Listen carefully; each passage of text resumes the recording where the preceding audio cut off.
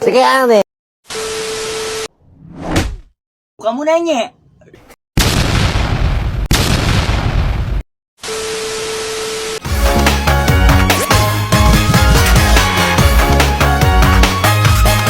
사실은 오늘 너와의 만남을 정리하고 싶어 널 만날 거야 이런 날이야 Baik, Assalamualaikum warahmatullahi wabarakatuh.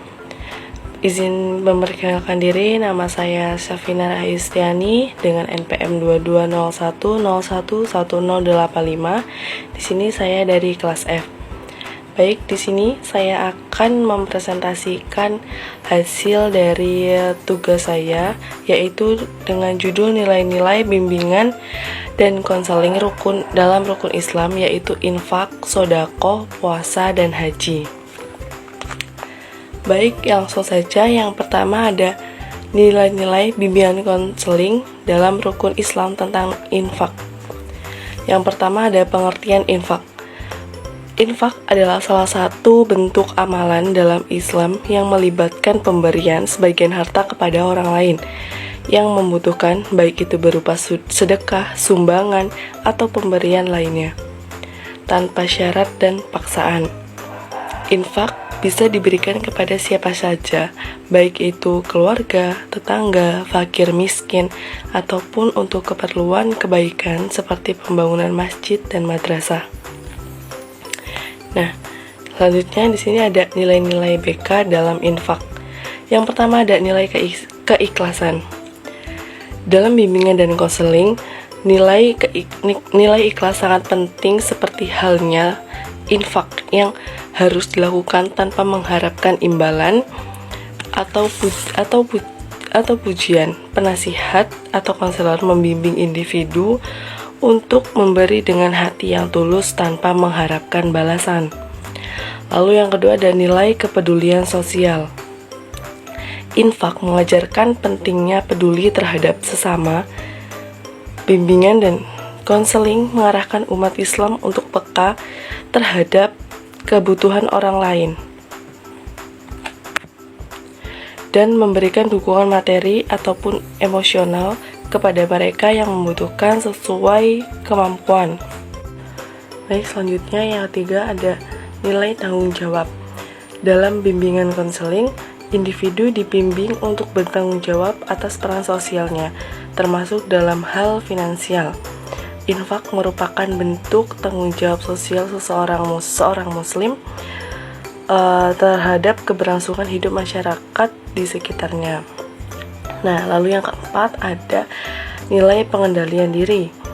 Pengendalian diri dalam hal mengelola harta dan menjauhi sifat kikir atau bahlil juga menjadi salah satu poin penting dalam bimbingan dan konseling.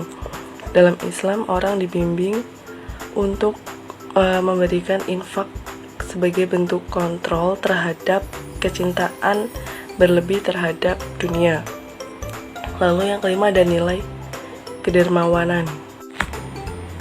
Konseling Islam mengajarkan untuk menjadi dermawan dalam segala hal, baik dalam bentuk harta, tenaga, maupun waktu.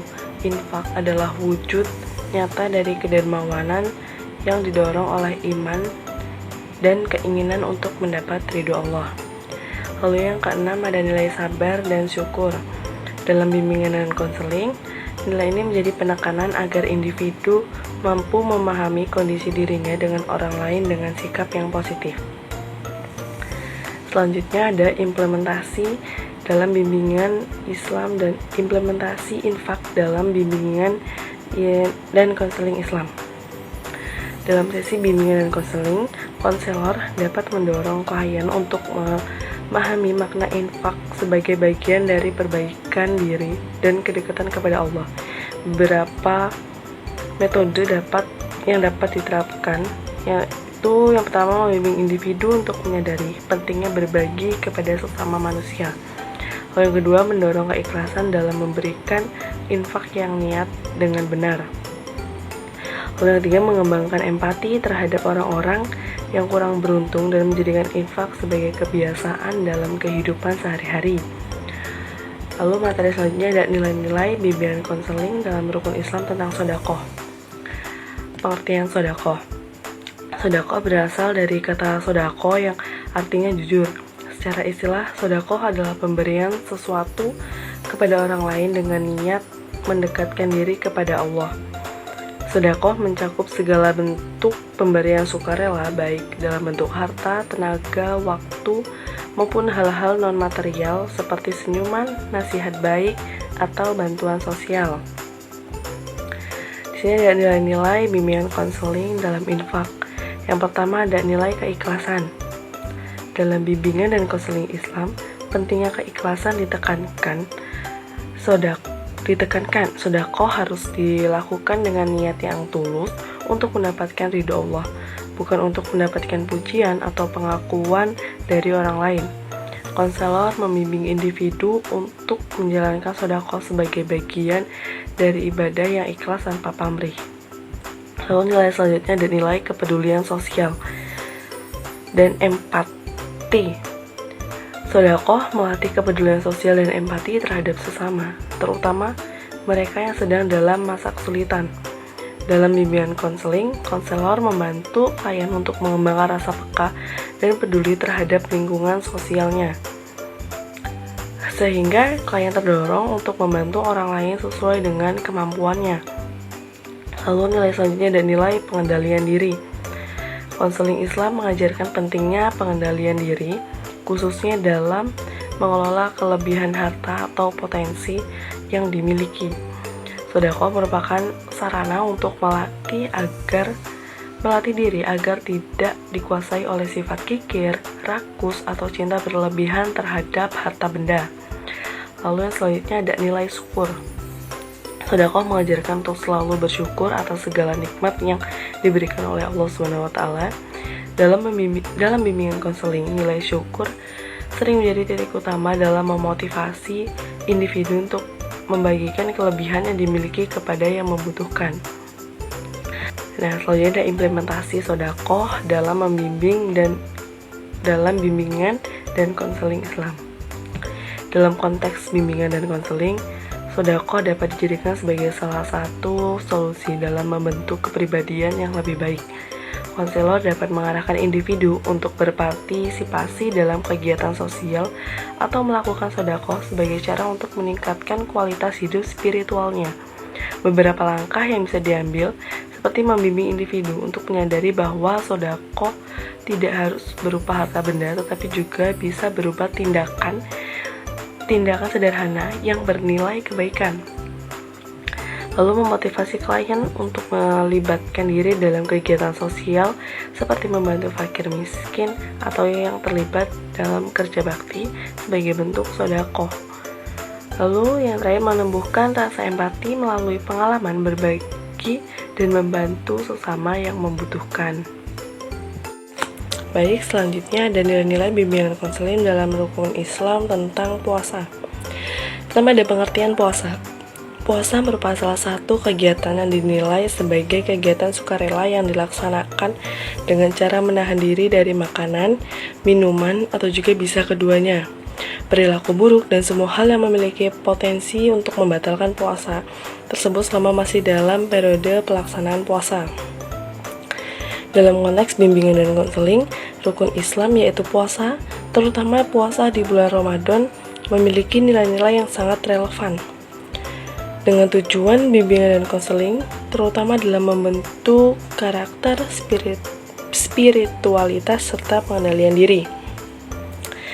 Nah, selanjutnya ada nilai-nilai bimbingan konseling dalam puasa.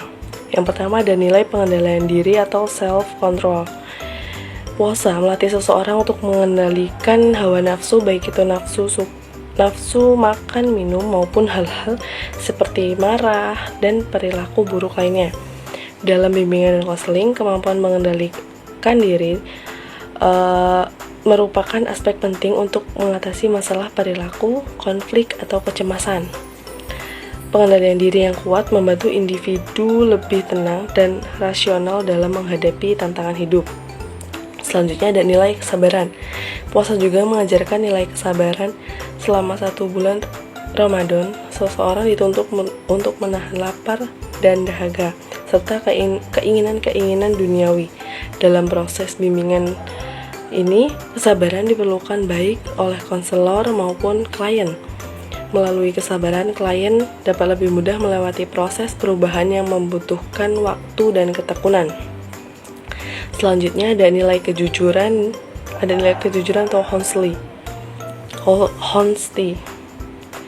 Saat menjalankan ibadah puasa, seseorang berlatih untuk jujur kepada dirinya sendiri dan kepada Allah. Tidak ada yang tahu jika seseorang itu secara sembunyi-sembunyi itu mau makan atau minum. Namun kejujuran seorang dapat diuji dalam hal ini. Nilai kejujuran ini sangat penting dalam proses konseling, di mana kejujuran antara konselor dan klien menjadi dasar hubungan yang kuat. Klien harus terbuka dan jujur tentang perasaannya, masalahnya, dan pikirannya agar menerima bantuan yang efektif.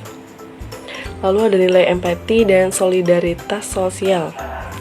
Puasa juga mengajarkan untuk merasakan penderitaan orang lain, terutama mereka yang kurang beruntung. Ini mengajarkan empati dan solidaritas sosial, yaitu bagaimana seseorang dapat merasakan penderitaan orang lain sehingga menumbuhkan kepedulian.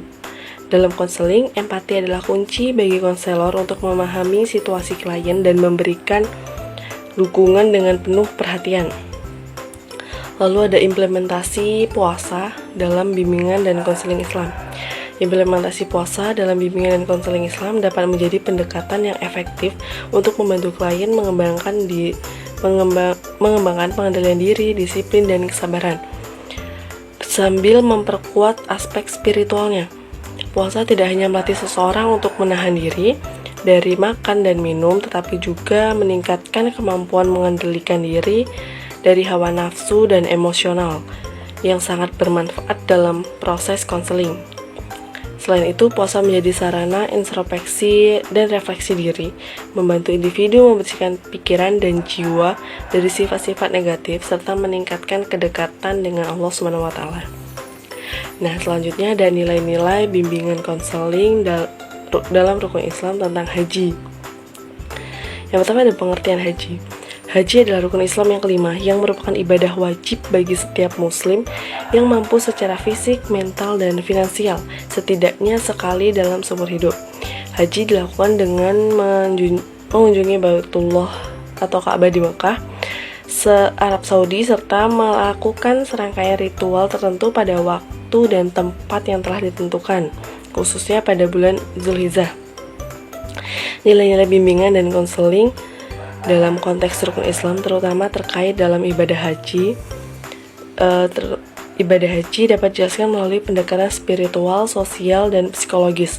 Ibadah haji sebagai rukun Islam kelima mengandung nilai-nilai yang sangat mendalam dalam membina kepribadian akhlak serta pemahaman spiritual seseorang. Nah, selanjutnya ada nilai-nilai bimbingan konseling dalam haji. Yang pertama ada nilai kesadaran spiritual. Dalam proses bimbingan dan konseling, tujuan utama adalah membantu individu mencapai kesadaran diri baik dalam segi psikologis maupun spiritual. Haji menekankan nilai takwa dan penghambaan total kepada Allah SWT, di mana setiap jemaah haji menyadari bahwa hidup ini adalah pengabdian kepada Allah SWT. Melalui berbagai ritual seperti ihram, tawaf, sa'i, wukuf di Arafah, jemaah dibimbing untuk merasakan kehadiran Allah dalam setiap tindakan dan menyadari makna hidup yang sebenarnya. Lalu ada nilai persaudaraan dan kesetaraan. Bimbingan dan konseling juga berperan sebagai membina relasi sosial yang sehat, di mana setiap individu dapat menghargai orang lain tanpa memandang status sosial, ras, atau kebudayaan. Ketika melakukan haji, seluruh jamaah mengenakan pakaian ihram yang sama tanpa perbedaan, yang melambangkan persaudaraan dan kesetaraan di hadapan Allah SWT. Hal ini mengajarkan bahwa setiap manusia sama di mata Allah dan mereka harus memperlakukan satu sama lain dengan kasih sayang dan hormat. Lalu yang selanjutnya adalah nilai kesabaran dan ketabahan. Bimbingan dan konseling seringkali membantu individu dalam menghadapi tantangan hidup, mengajarkan bagaimana bersikap sabar dan tabah dalam menghadapi ujian. Ibadah haji merupakan ujian fisik dan mental yang memerlukan kesabaran luar biasa. Jamaah harus menghadapi berbagai kesulitan seperti keramaian, kelelahan, dan situasi yang selalu tidak nyaman. Nilai ini mengajarkan untuk tetap tenang dan tabah dalam kondisi apapun. Nah, nilai selanjutnya ada nilai pengorbanan dan keikhlasan.